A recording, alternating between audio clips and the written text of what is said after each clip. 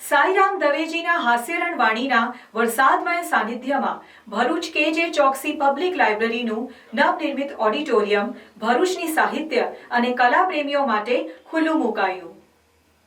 ટચુકડું પણ ઉત્તમ એવું કેજે ચોકસી પબ્લિક લાઇબ્રેરીનું આ ભવ્ય ઓડિટોરિયમના લોકાર્પણ પ્રસંગે ગુજરાતના ગર્વ સમ્માન સાઈરામ દવેજીની હાસ્યરસ મહેફિલના સાનિધ્યમાં ભરૂચની કેજે ચોકસી પબ્લિક લાઇબ્રેરીનું ઓડિટોરિયમ ભરૂચની સાહિત્ય અને કલા પ્રેમીઓ માટે ખુલ્લું મૂકવામાં આવ્યું હતું।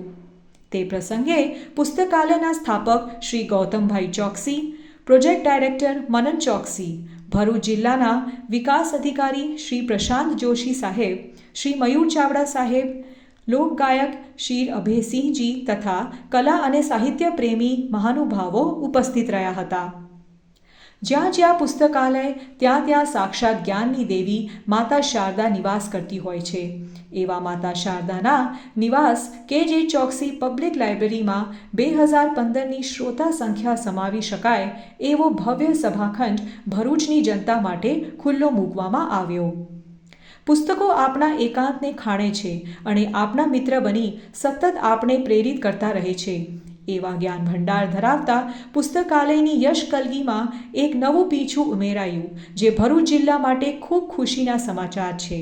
સમાજનું છે અને સમાજને પાછું આપી રહ્યો છું, આ વાક્ય પુસ્તકાલયના સ્થાપક શ્રી ગૌતમભાઈ ચોકસી વર્ષ 2008માં પુસ્તકાલયના લોકાર્પણ સમયે બોલ્યા હતા, જેમાં વધુ એક યશકલગી સમાન ભવ્ય વાતાનુકૂલિત અને આધુનિક પ્રોજેક્ટર અને સાઉન્ડ સિસ્ટમથી સજ્જ સભાખંડ ખુલ્લો મૂક્યો।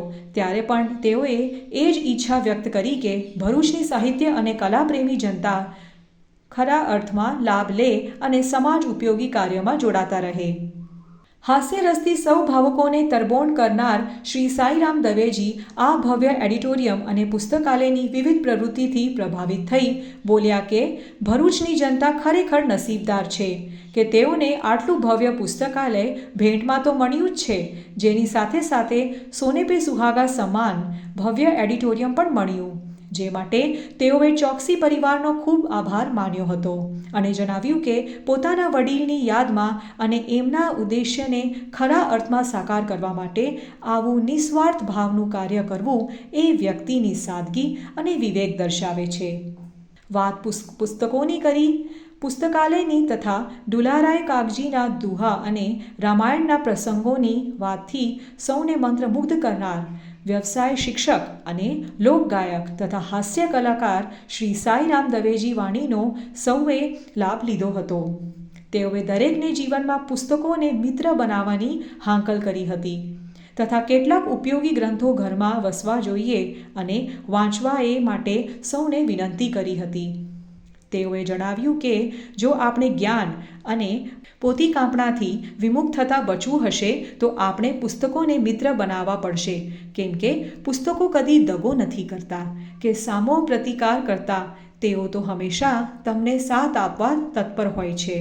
પુસ્તકો તો પ્રાણ પૂરનારા છે, પુસ્તકો ક્યારેય પજવતા નથી।